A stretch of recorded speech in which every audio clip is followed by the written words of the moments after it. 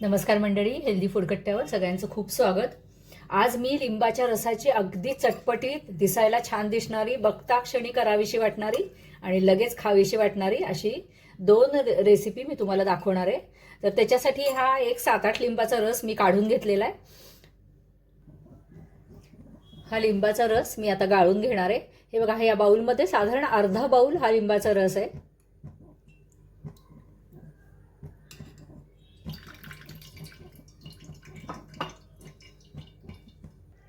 तर ह्याच बाउलनी मी जवळजवळ 1 वाटी साखर घेतलेली आहे. ह्या लिंबाच्या रसामध्ये ही साखर मिसळणार आहे मी. गॅस लावलेला आहे. आता ही साखर विरघळेपर्यंत आपल्याला हा लिंबाचा रस शिजवून घ्यायचा आहे. अगदी मोजक्या साहित्यामध्ये फार छान चटपटीत असं हे लिंबाचा सॉस तुम्ही म्हणू शकता किंवा लिंबाचं लोणचं म्हणू शकता. फार फार सुरेख होतं. आता थोडासा गॅस मोठा केला तरी सुद्धा चालेल, पण हे सतत असं हलवत राहायचं साखर विरघळेपर्यंत.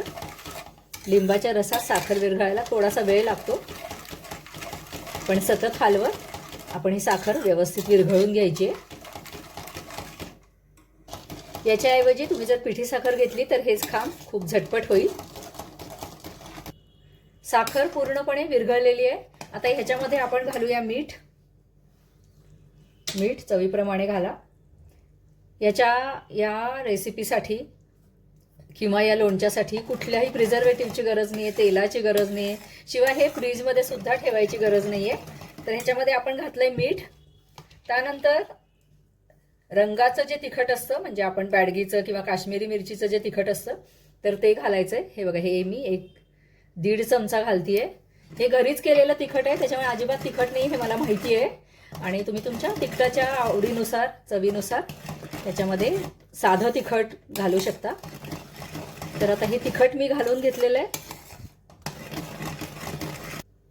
आता मी गॅस बंद करतेय, कारण आता हे चांगलं उकळलेलं आहे. याच्यापेक्षा जास्त दाट करायची गरज नाही आहे. मला याच्यामध्ये मीठ कमी वाटतंय. मी चव घेऊन बघितलं, त्याच्यामुळे मी मीठ अजून ॲड केलेलं आहे याच्यात.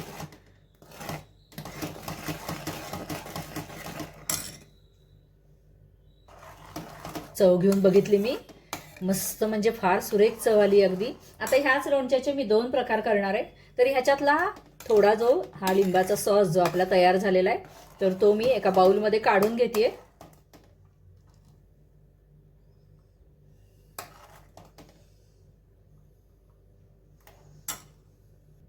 आणि याच्यामध्ये घालतेय मी लोणच्याचा मसाला मी घरी केलेला आहे. हे बघा, याला काही सुद्धा झालेलं नाही आहे. मी फ्रीजमध्ये पण ठेवलेला नव्हता.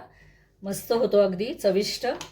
तर हा लोणच्याचा मसाला मी याच्यामध्ये घातलेला आहे. मस्त अशी चटपटीत चव येते लोणच्याची. आणि ह्याच्यामध्ये तुम्हाला जर साखर कमी घालायची असेल तर तुम्ही याच्यापेक्षा साखरेचं प्रमाण कमी पण घालू शकता.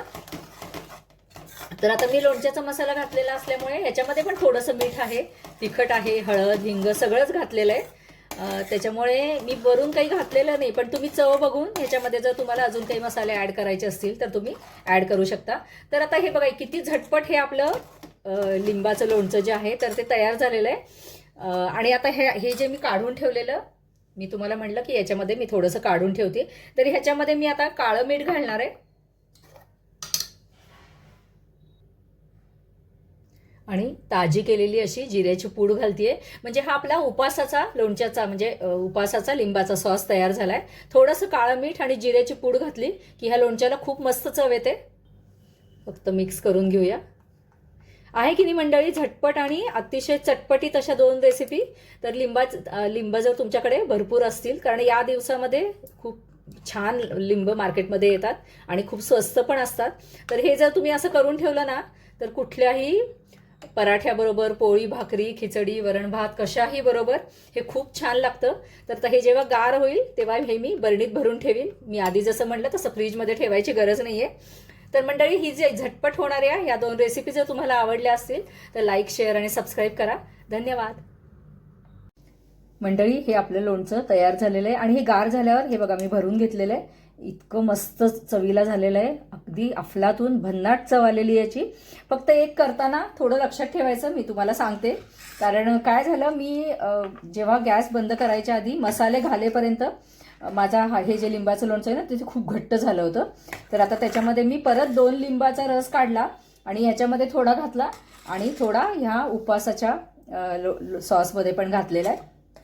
तर तुम्ही जरा जरी उकळी आली ना, साखर विरघळली आणि जरा उकळी आली की लगेच गॅस बंद करा, म्हणजे मग तुम्हाला हे करावं लागणार नाही. आणि ह्याच्यामध्ये मी ऑलरेडी साखर भरपूर घातलेली होती, त्याच्यामुळे मला लिंबाचा रस घातला तरी परत साखर घालायची काही गरज पडलेली नाही आहे. तर तुम्हाला जर याच्यामध्ये लिंबाच्या सालीचा कडवटपणा नसतो, त्याच्यामुळे मी जेवढी साखर घातली म्हणजे लिंबाच्या रसाच्या दुप्पट साखर घातली, तर त्याच्यापेक्षा थोडीशी कमी घातली तरीसुद्धा चालेल. तर मंडळी एकदा तुम्ही करून बघा, कारण ह्याची चव एवढी सुरेख झाली आहे, पण मी तुम्हाला ती सांगू शकत नाही, ते तुम्हालाच करून बघायला पाहिजे. तर मंडळी लोणच्याची चव एवढी मस्त झाली आहे, अगदी अफलातून चटपटीत अशी भन्नाट चव या लोणच्याला आलेली आहे. फक्त माझ्याकडून करताना जी चूक झाली ती तुम्ही करू नका. एकतर तुम्ही पिठी साखर करून घ्या, म्हणजे हे लोणचं आणखीन कमी वेळामध्ये होईल. आणि सगळ्यात महत्त्वाचं म्हणजे त्याचा पाक घट्ट होणार नाही. काय झालं, मी रसाला छान उकळी आली, साखर विरघळली, पण मसाले घालेपर्यंत माझा हा जो सॉस आहे ना, तर तो घट्ट झाला. मग मी काय केलं की परत एकदा 2 लिंबाचा रस काढला, ह्याच्यामध्ये पण घातला थोडासा उपवासाच्या याच्यामध्ये, आणि हे तर खूप घट्ट झालं होतं.